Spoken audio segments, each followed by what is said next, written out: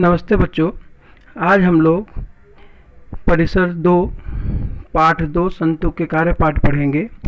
आप लोग ने पाठ 1 में महाराष्ट्र के शिवाजी महाराज के जन्म के पूर्व का महाराष्ट्र ये पाठ पढ़ा था, जिसमें आप लोगों ने पढ़ा था कि उस समय जो है प्रजा को काफ़ी सताया जाता था, तकलीफ़ दी जाती थी। उस समय जो है 2 शासक हुआ करते थे, अहमदनगर के निजाम शाह और बीजापुर के आदिल शाह। ये दोनों में जो इन दोनों लोगों ने महाराष्ट्र को 2 भागों में बांट दिया था और इन लोगों में काफ़ी युद्ध हुआ करते थे, जिसमें काफ़ी लोग जो मरते थे और काफ़ी तकलीफ़ें बच्चों वहाँ के जो है प्रजा को होती थी। इस पाठ में हम संतों के कार्य पाठ में हम पढ़ेंगे कि संतों ने लोगों को दया, अहिंसा, परोपकार, सेवा, समता तथा बंधुता आदि गुणों की शिक्षा लोगों को दी। इनके कामों को आगे बढ़ाने के लिए काफ़ी संत महाराष्ट्र में हुए। संत गुरुबा, संत सावता, संत नरहरि, संत जनाबाई, संत सोयराबाई, संत निर्मलाबाई, संत एकनाथ, संत शेख मोहम्मद, संत तुकाराम, काफ़ी जो है संतों ने इन संतों के कार्यों को आगे बढ़ाया। बच्चों, संत जो है लोगों को काफ़ी अच्छी अच्छी शिक्षाएं देते थे। किसी कोई छोटा नहीं है, कोई बड़ा नहीं है, जाति भेदभाव नहीं होना चाहिए, स्त्री पुरुष में भेदभाव नहीं होना चाहिए। इस तरह के काफ़ी जो है बातें लोगों को बताते थे। तो हम लोग जो है एक एक संत के बारे में इस पाठ में पढ़ेंगे। सबसे पहले हम लोग श्री चक्रधर स्वामी जी के बारे में पढ़ेंगे। संत चक्रधर स्वामी गुजरात के रहने वाले थे। वे संन्यास धारण कर महाराष्ट्र में आए। इन्होंने स्त्री पुरुष में कोई भेदभाव नहीं होना चाहिए, जाति में कोई भेदभाव नहीं होना चाहिए। इनको ये सब मान ही नहीं था कि किसी प्रकार का भेदभाव इन जाति में और स्त्री पुरुष में हो। इन्होंने जो है काफ़ी ग्रंथ लिखे। उसमें सबसे प्रसिद्ध ग्रंथ जो है लीला चरित्र नाम का है। उसके बाद बच्चों हम लोग दूसरा संत नामदेव। संत नामदेव जो थे विट्ठल के परम भक्त थे। ये नरसी गांव के रहने वाले थे। इन्होंने अनेक अभंग रचे, कीर्तन किए, पूरे महाराष्ट्र में घूम घूम के भ्रमण करते थे और काफ़ी कीर्तन लोगों को सुनाते थे। जनता में जागृत उत्पन्न करते थे कि जनता जो है जागे। हिंदी में बहुत सारे पंथ लिखे। उनके लिखे पद जो है सिखों के धर्म गुरु ग्रंथ साहिब में संकलित है। वो आप लोगों को देखने को मिलेगा अगर चाहेंगे तो। उसके बाद बच्चों तीसरा संत ज्ञानेश्वर जी हैं। संत ज्ञानेश्वर आपे गांव, महाराष्ट्र के आपे गांव के रहने वाले थे। वे जो कट्टरपंथी लोग जो होते थे वो सन्यासी लोगों को काफ़ी चिढ़ाते थे। उनको जो है उनका सम्मान नहीं करते थे। ये जब भी जाते थे भिक्षा लेने के लिए इनको जो है बुरा भला कहते थे और उनको भिक्षा नहीं मिलती थी और वो खाली हाथ ही आते थे निराश होकर। एक बार वो भिक्षा लेने गए, उनको लोगों ने जली कट्टी सुनाई और वो आके जो अपनी झोपड़ी में बैठ गए बंद करके अपने आप को।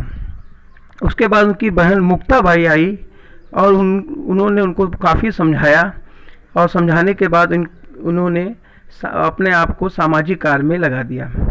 वो सामाजिक कार्य में जुट गए और समाज कल्याण का काम करने लगे।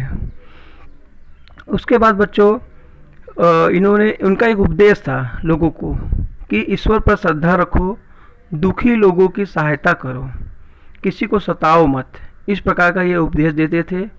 इनका ग्रंथ मराठी भाषा में है, काफ़ी प्रसिद्ध है बच्चों, ज्ञानेश्वरी। और उसके बाद इन्होंने काफ़ी लोगों के लिए काम किया, सामाजिक काम किया।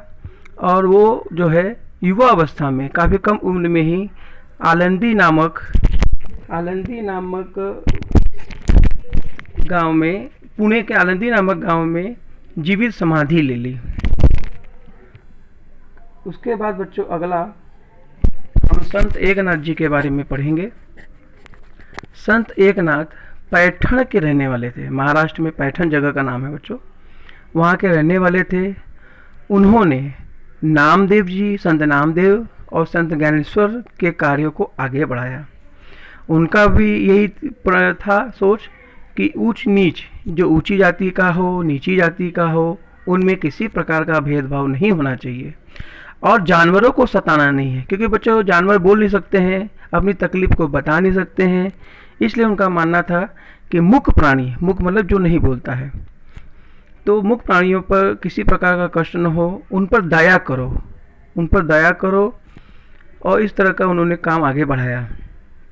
बच्चों उनका उनकी एक कहानी है कि एक बार वो गोदावरी नदी के तट पर जा रहे थे, तट से जा रहे थे कहीं, और उनको एक रोते हुए बच्चे की आवाज़ सुनाई दी। रोते हुए बच्चे की आवाज़ सुन के वे उनके पास गए और उनको अपनी गोद में उठाया। रो रहा था बच्चा, उनके आंसू पोंछे और उनके घर तक उस बच्चे को पहुंचाया। इस प्रकार की सोच रखने वाले बच्चों संत एकनाथ जी हैं। काफ़ी संत हैं बच्चों, अलग अपनी अपनी सोच से जो है वो काफ़ी प्रसिद्ध हैं। उसके बाद बच्चों अगले हैं पांचवें हमारे संत तुकाराम जी।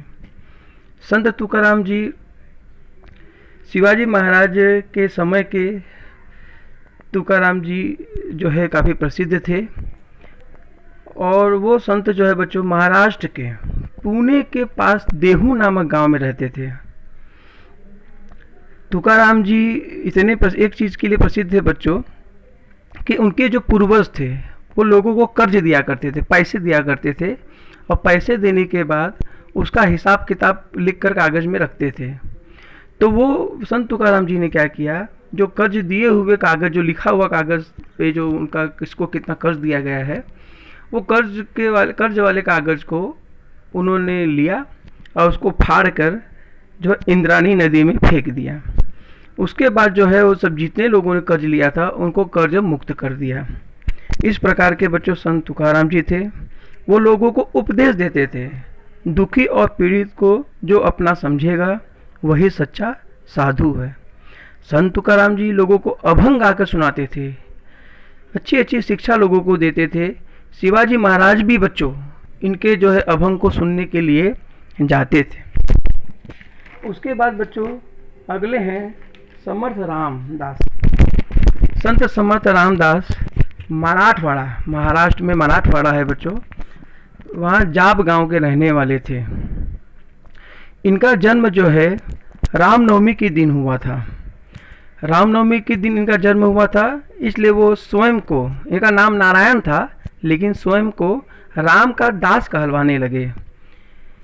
ये जो है इन्होंने सद्व्यवहार की शिक्षा सबको दी। किसी के साथ बुरा व्यवहार मत करो, सभी के साथ अच्छे से पेश आओ, इस प्रकार की शिक्षा लोगों को दी। इन्होंने काफ़ी बच्चों हनुमान जी के मंदिर बनवाए, शक्ति उपासना करना सिखाया सबको, और संदेश दिया कि संदेश में जो है उन्होंने बताया कि क्रांति में ही बड़ी शक्ति है, क्रांति में ही बड़ी शक्ति है। किसी के भी अन्याय को मत सहो और उसका जो है विरोध करो। इस प्रकार की प्रेरणा इन्होंने जो है दिया।